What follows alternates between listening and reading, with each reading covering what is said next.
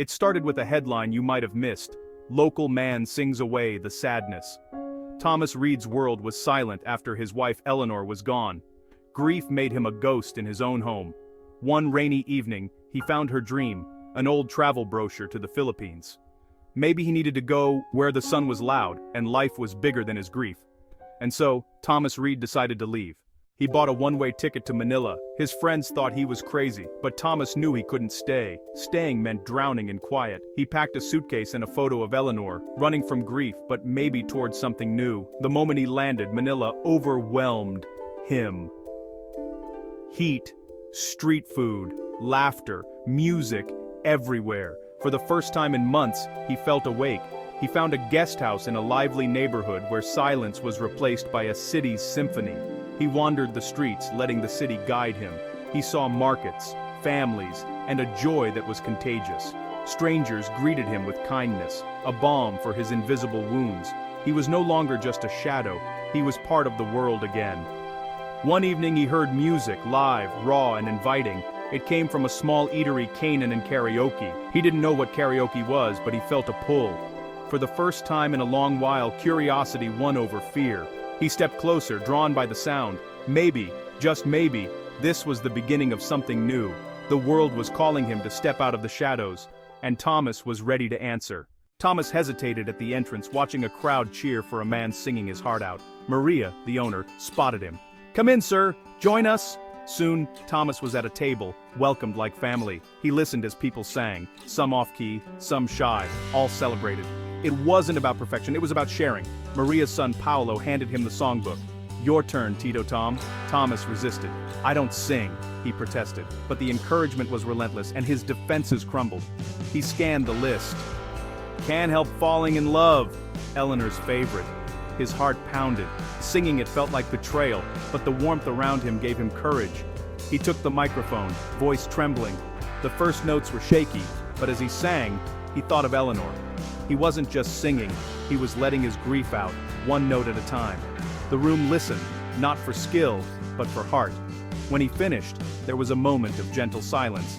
Then, applause, loud, genuine, healing.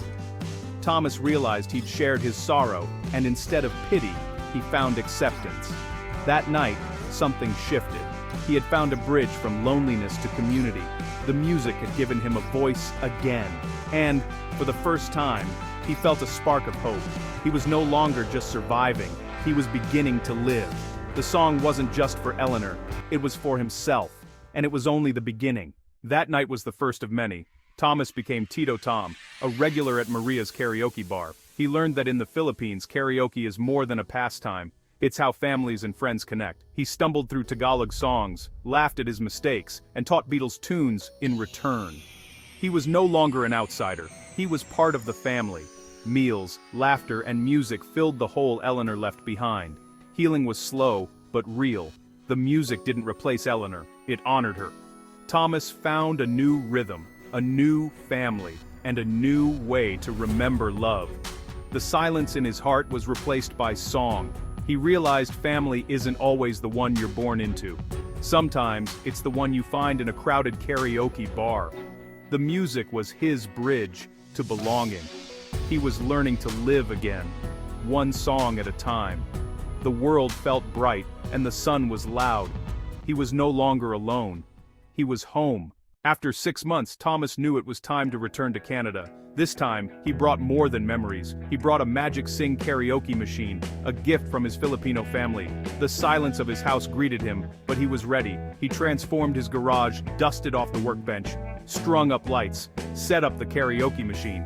His first night back, he sang alone, an upbeat tune from Manila echoing in the empty space. It felt strange, but it was a start. The next day, he invited his neighbor George. "Come over, be ready to sing." 2 men, 1 microphone, awkward laughter, and old rock songs. It was imperfect, but it was a beginning. The silence was broken, not by one voice, but by 2. The music started to spread. The garage became a stage, and Thomas was no longer alone. He was planting seeds of joy where sorrow once grew. The healing he found abroad was taking root at home. The music was coming back to life, and so was Thomas. The world outside his door was about to change. All it took was a song. Word spread quickly about the joyful noise from Tom's garage. Neighbors grew curious, then joined in. Thomas put out a sign, "Community Karaoke, all welcome, no talent required." Soon, families, teens, and newcomers gathered, sharing songs and snacks. The garage became a melting pot of voices and stories. The movement outgrew the garage. Tito Tom's Karaoke night moved to the community center.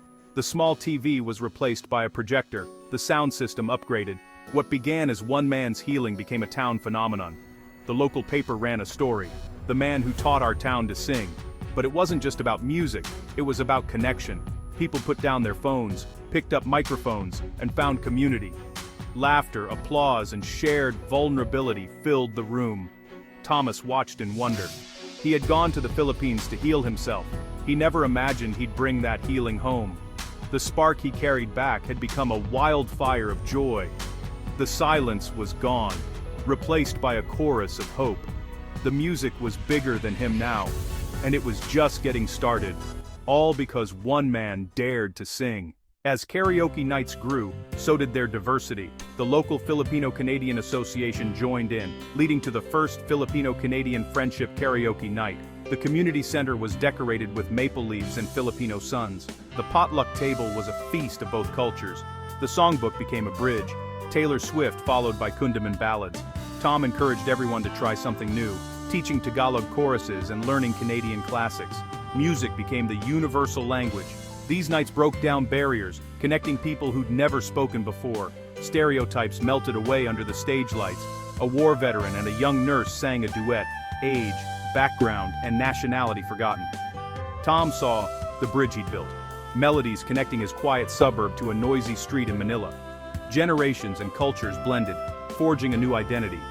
The gift he received in the Philippines was meant to be shared. Every new singer made the community stronger. The music was no longer just his story, it was everyone's, and the chorus kept growing. Every person at Tito Tom's Karaoke night had a story. Sarah, the shy librarian, found her voice with "Somewhere Over the Rainbow." The Miller family reconnected with their son Jake through 80s rock duets. A woman healed from divorce by belting out power ballads. A man regained confidence after losing his job, cheered for his Sinatra impression. Karaoke night became free therapy, a safe space to be loud, silly, emotional, real. The community became a chorus, supporting each other through highs and lows. Thomas collected these stories in his heart. He saw how singing mended relationships and soothed wounded spirits. The microphone from the Philippines was more than a gadget, it was a magic wand. It didn't erase problems, but it gave people strength and joy to face them. Individual voices became a resilient choir. The true legacy of Thomas's journey was the healing he sparked in others. He started to fix his own heart, but ended up mending many. The music was a gift that kept giving, and the community sang on. The magic was real, and it was for everyone. It's Halloween 2025. The community center is alive with costumes and song. Thomas, now in his 70s, might be dressed as Elvis, singing with gratitude, not sorrow. He still misses Eleanor, but he's defined by the love and community he built. The silence is gone, replaced by a beautiful, enduring song. Inspired by Tito Tom, karaoke nights have spread across Canada. People everywhere are discovering the magic of Filipino karaoke culture. You don't need a perfect voice, just the courage to share and listen. It's a legacy of connection, spreading one song at a time. Music speaks deeper than words, holding grief and expressing joy. Thomas's story proves healing isn't always quiet. It can be loud, off-key, and shared. The best way to mend a broken heart is to open it to others. The story ends where it began, with a song. But now, it's a chorus of hope, unity, and belonging. Thomas Reid brought Filipino karaoke to Canada, and everything changed. Sometimes, you just need someone to hand you the microphone and the courage to sing your story out loud.